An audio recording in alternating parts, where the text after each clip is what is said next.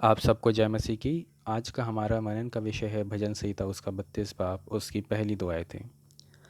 क्या ही धन्य है वे जिसका अपराध क्षमा किया गया और जिसका पाप ढाँपा गया हो। क्या ही धन्य है वे मनुष्य जिसके अधर्म का यहोवा लेखा न ले और जिसकी आत्मा में कपट ना हो।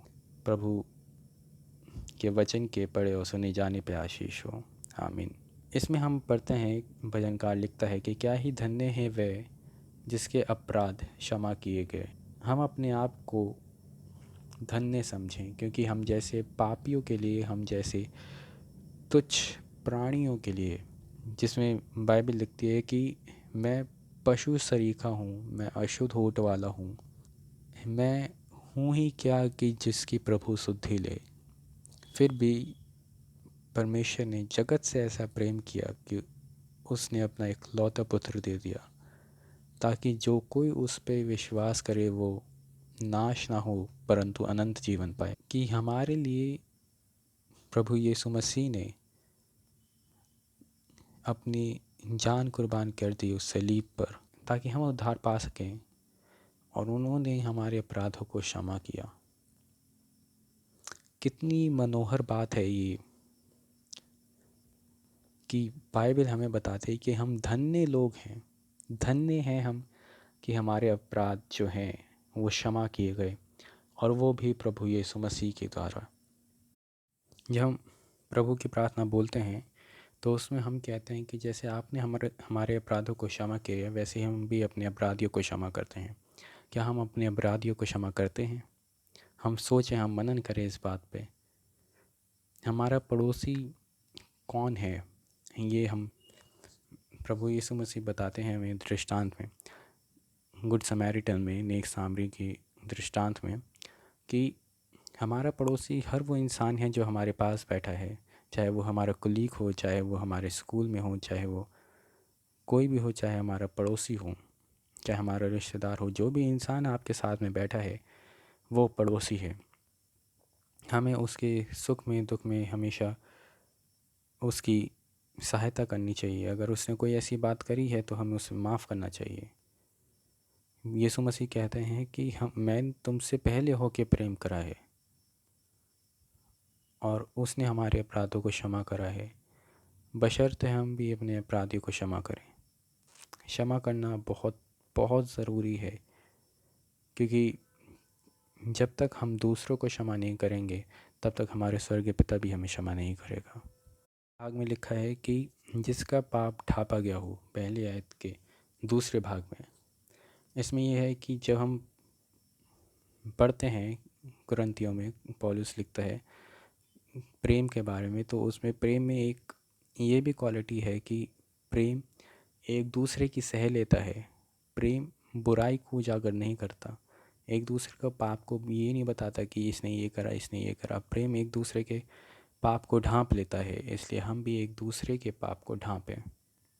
हम दूसरे की कमियां ना निकालें, कि हम उसमें एक दूसरे के अंदर कमियां ना ढूंढें। हम देखते हैं कि आज जब हमसे कोई किसी के बारे में पूछता है तो हम उसकी क्वालिटीज़ से ज़्यादा उसके अंदर क्या क्या बुराई हैं वो हम पहले बताते हैं कि ये ऐसा है, ये ऐसा है, ये ऐसा है, ये ऐसा है। पर जब हम उसकी अच्छाई के बारे में पूछते हैं तो बहुत ही कम निकलती हैं। ऐसा क्यों? हम एक दूसरे के अंदर कोशिश करें कि अच्छाई ढूंढें, ताकि एक दूसरे का हमारे से प्रेम बढ़े। ये लिखा है, परमेश्वर कहते हैं कि चाहे तुम्हारे गुनाह अर्गवानी रंग के ही क्यों ना हो, मैं तो उन्हें हिम की तरह श्वेत करूँगा। तुम्हारे गुनाह चाहे कैसे ही हों, मैं उन्हें ढाँप दूँगा।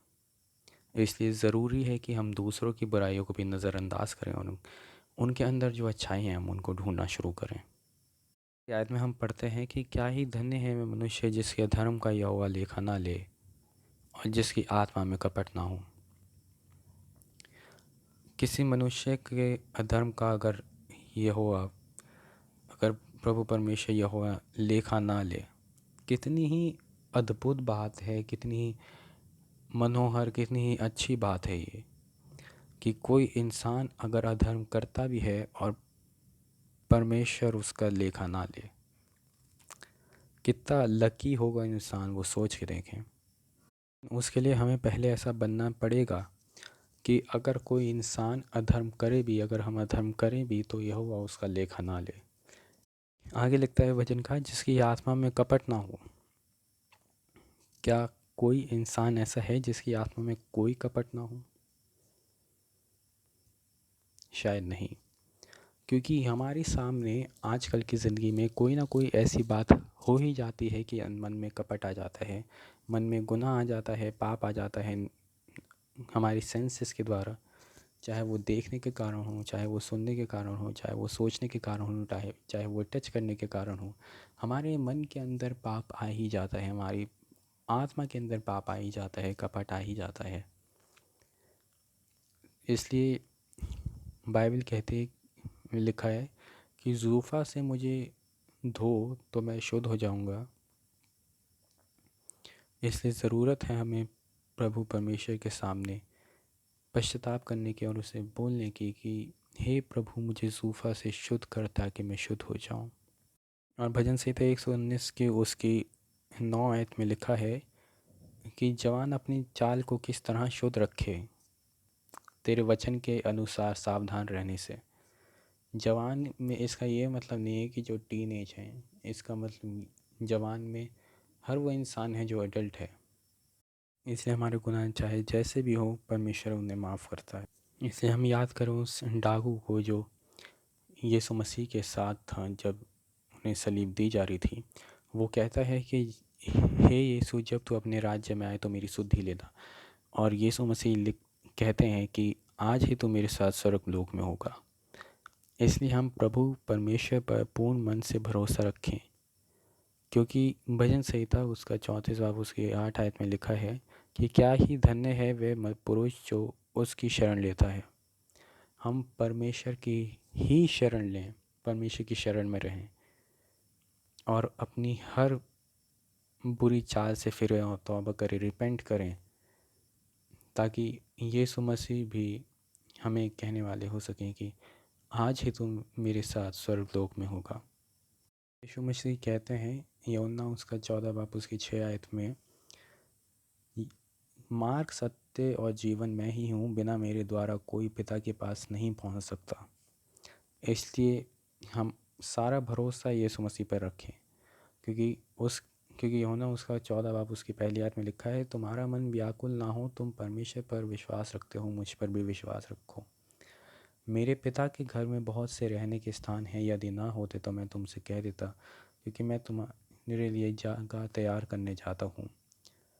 और यदि मैं जाकर तुम्हारे लिए जगह तैयार करूँ तो फिर आकर तुम्हें अपने यहाँ ले जाऊँगा, कि जहाँ मैं रहूँ वहाँ तुम भी रहो, और जहाँ मैं जाता हूँ वहाँ तुम वहाँ का मार्ग जानते हो। हम मार्ग जानते हैं। हम बहुत ही प्रिविलेज्ड लोग हैं कि इतने हज़ार साल तक जो चीज़ें सिर्फ़ एक पर्टिकुलर लोगों के पास थीं, जो जानकारी, जो खुदा का कलाम जो लोगों के पास था, आज पूरी दुनिया में है। बस हमें ईमान लाना है, हमें परमेश्वर पे, हमें यीशु मसीह पर भरोसा रखना है और उसके आगमन की तैयारी में लगना है और अपने आप को धोना है, अपने आप को जांचना है और उस ताकि हम यीशु मसीह के आगमन के लिए तैयार रहें। आइए हम दुआ करें। परमेश्वर, हम धन्यवाद करते हैं सुंदर वचन के लिए जो आपने हमें दिया। परमेश्वर, होने दीजिए इससे बहुत से लोगों का उद्धार होने वाला हो सके। आमीन।